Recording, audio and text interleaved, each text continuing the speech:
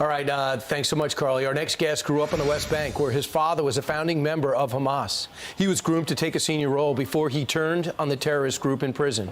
Spying for Israel now, converting to Christianity, and ultimately seeking asylum in the U.S. Musab Hassan returns to us now, as he came a few years ago, and now we got more than ever. Musab, it's great to see you.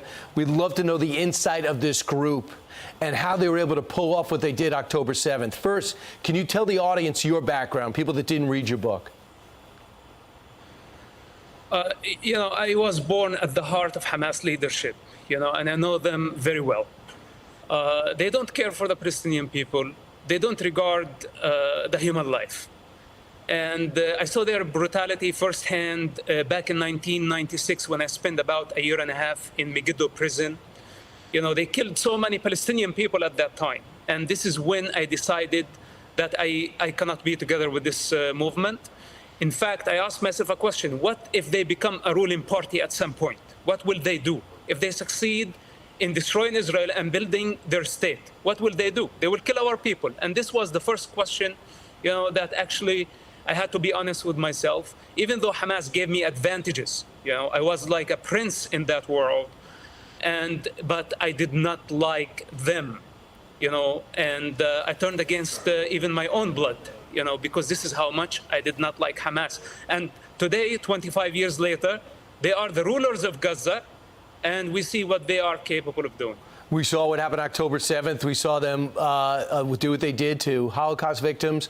They have now over 200 hostages, murdered babies in their cribs, and we see the horror of what they're capable of. Now they've retreated back to Gaza, and a ground incursion is about to happen. Would you recommend Israel do this? And what will they find when they go in? Okay, first of all, we need to evacuate civilians as much as we can. This is an ugly war, and Israel did not start it. Hamas did. First of all, we need to encourage civilians to go into Egypt, possibly women and children, maybe men over 50 years old. These need to get out of the picture. Then the strip need to be cut two pieces, north and south, two parts. The northern part, this is where most of the tunnels are. We need to have a solid siege, okay, for long enough to deplete the enemy and to starve them. After that, we may need to explore using gas. This is sounds horrible, but I don't see any other option. The tunnels are interconnected, and gas could be one of the solutions, but this has to be in the right time. We cannot just rush into Gaza. There is no modern army that is prepared for this type of war. And most importantly, we need to get the civilians out of the picture. As long as there are civilians there, right, then the operation might be incomplete. But Musab, you also say it's almost impossible for us to give aid to the Gaza Strip. $100 million we're about to give them and keep it away from Hamas. Don't you agree that that can't work? Look, after we destroy the tunnels, we need to finish Hamas rule in Gaza Strip. This is priority number one. Then we need to replace the regime. Could be the Palestinian Authority, could be the Egyptian government, could be Arab League force. We need to replace their rule in Gaza. After that, we can talk about aid. But as of now, sending any aid is a mistake. So you also believe that this isn't about the Palestinians fighting for their rights and their sovereignty. What is the real mission of Hamas, and what do they really think of the Palestinian people?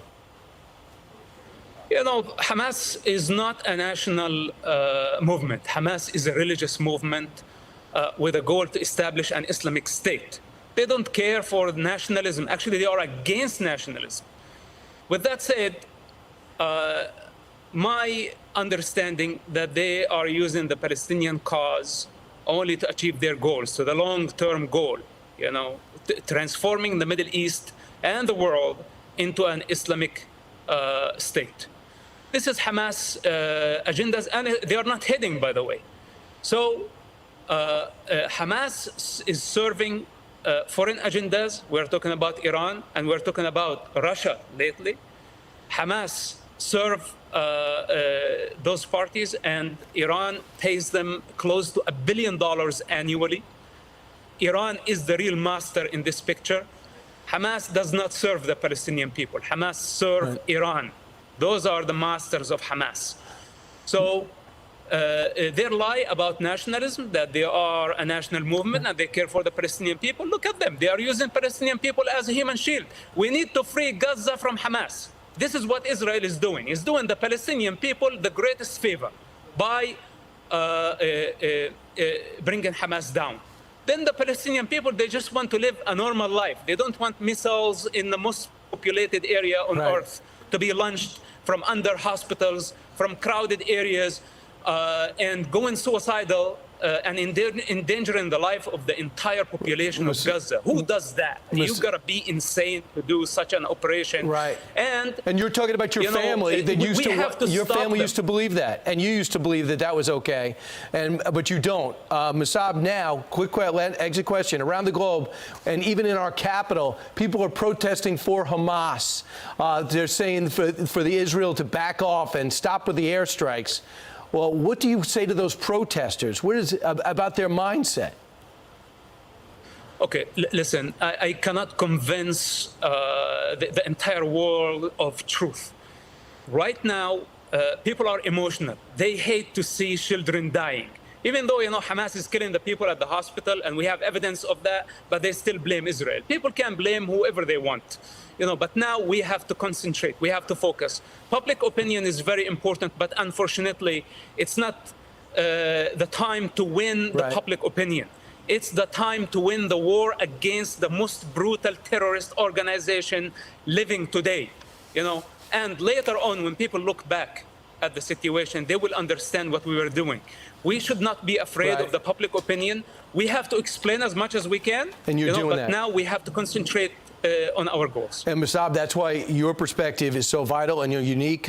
You grew up in the Hamas family, you broke from it, and now you're speaking to stop it. Musab Hassan Youssef, thanks so much for what you're doing. Appreciate it. Thank you, Brian.